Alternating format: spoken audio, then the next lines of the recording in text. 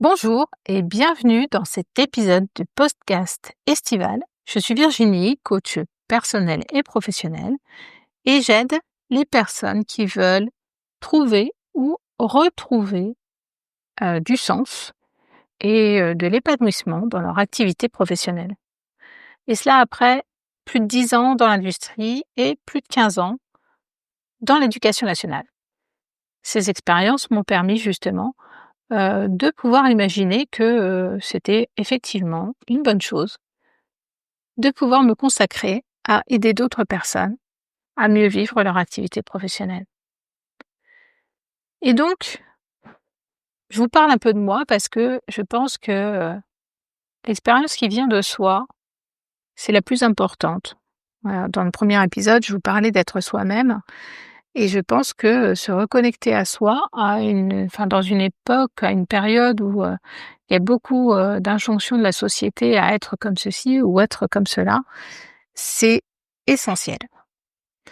Et donc moi, je suis une enfant du métissage. Alors bien sûr, c'est une chance extraordinaire, même si je ne l'ai pas toujours pensé. Mais c'est une chance extraordinaire d'avoir 2 origines aussi géographiquement éloignées. Je suis iconaise du côté maternel et martiniquaise du côté paternel, soit environ 7000 kilomètres entre les 2. Qu'est-ce que ça m'a apporté? Eh bien, pour commencer, la chance d'avoir des facilités, des affinités même, avec les langues étrangères.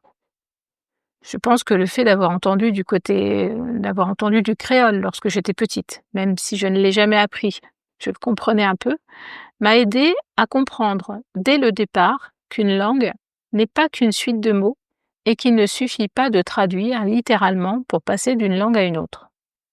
Alors je ne suis absolument pas bilingue, je ne pratique pas, d'autres langues que le français de façon, très aisée, mais, heu je parle volontiers dans une langue étrangère, quand il le faut, en anglais, en allemand, parce que, je n'ai pas de complexe par rapport au fait que je ne parle pas couramment la langue. Voilà, pour moi, c'est un outil de communication et j'adore, en fait, écouter les langues étrangères et pratiquer le peu que je pratique, même si évidemment, hein, quand je dis que je n'ai pas de complexe, c'est en situation. C'est-à-dire si je suis dans un pays étranger et que j'ai besoin de m'exprimer. Évidemment que si c'est aujourd'hui en face de quelqu'un qui parle très bien la langue et qu'on me demande, de montrer comme je le parle, bon, là, je vais pas être à l'aise. Soyons clairs. Mais en tout cas, c'est une des richesses que m'a apporté, le métissage. Et puis aussi, je trouve que ce que j'ai bien aimé, c'est la chance de ne pas me voir attribuer une origine certaine. Certaines personnes ont parfois été déstabilisées par mon apparence physique. Le métissage, il a ceci de particulier qu'il reflète un mélange qui ne révèle pas ses sources avec certitude. C'est difficile de me mettre dans une case sans me connaître, et ça me va. Et puis également, la chance d'avoir plusieurs cultures d'origine, différentes, complémentaires. Je suis née et j'ai vécu en métropole.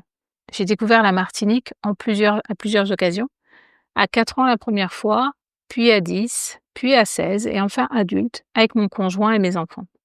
À chaque voyage, une nouvelle aventure m'attendait, car tu imagines bien que les expériences ont été très différentes en fonction des âges auxquels je les ai vécues. Et je suis convaincue que ce métissage m'a prédisposée à l'ouverture aux autres, à cette curiosité qui m'a toujours animée, et je suis reconnaissante de ce bel héritage. Et toi, de quel héritage es-tu reconnaissant? Es-tu fier de tes origines? Les connais-tu? Es-tu conscience des forces que cela te procure?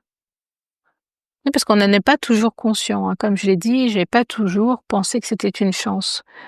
Plus petite, il a pu m'arriver de trouver dommage ou de trouver honteux d'être différente, de ne pas ressembler aux autres.